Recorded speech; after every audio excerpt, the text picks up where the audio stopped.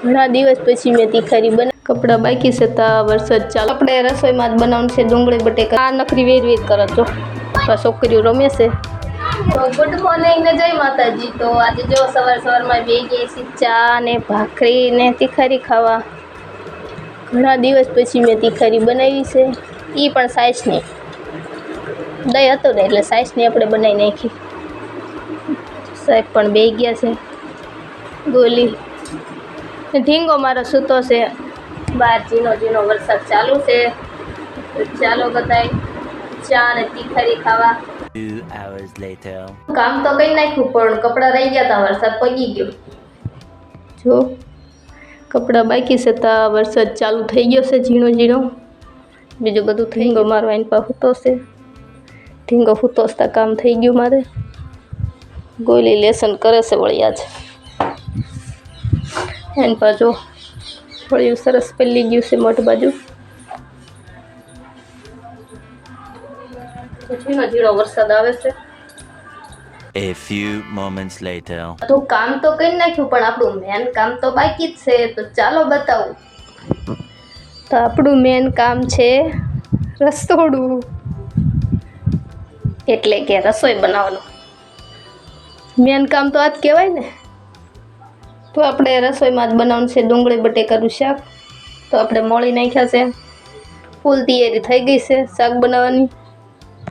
તો ઢીંગો મારો થોડીક વાર બહાર રમવાઈ ગયો છે તો ચાલો હું શાક બનાવી નાખું તો તમે કન્ટિન્યુ જોયા કરજો। 2 hours later રમવાનું થઈ ગયું છે તૈયાર ને જો હું ને સાહેબ બેસી ગયા જો ડુંગળી બટેકાનું શાક સાઈઝ છે ઘઉંના રોટલા છે ને બાજરાના છે મરચાં પણ તળ્યા છે।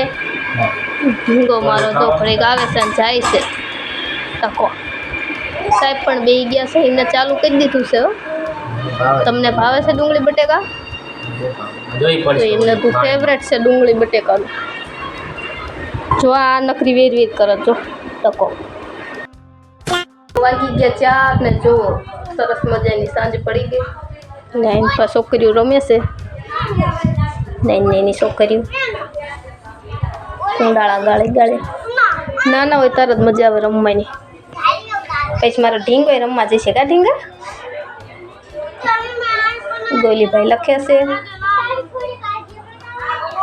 તો નાના હોય ત્યારે કેવી મજા આવે રમવાની। અત્યારે તો શું નકરું કામ ને કામ ક્યાંય જવાતું નથી નાના હોય ત્યારે મજા આવે રમવાની આવું બધું છે। તો ચાલો હવે શાકભાજીનો ટાઈમ થઈ ગયો છે તો હું ઢીંગો જાય શાકભાજી લેવા। a few moments later તો આપણે શાકભાજી લઈને આવતા રહ્યા છીએ ને શાકભાજીમાં લાવ્યા છીએ ભીંડો જો સરસ હતો નાનો નાનો ને કોબી પણ લાવ્યા છીએ તો આપણે સરસ ધોઈ નાખી છે ભીંડો પણ ધોઈ નાખ્યો ને કોબી પણ ધોઈ નાખી। ઢીંગો મારો રમે છે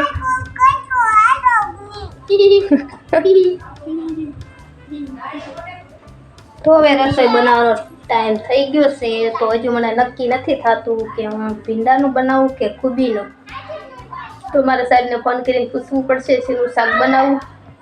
તો ચાલો મારો વિડીયો તમને પસંદ આવે તો લાઈક શેર ને સબસ્ક્રાઈબ કરવાનું ન ભૂલતા।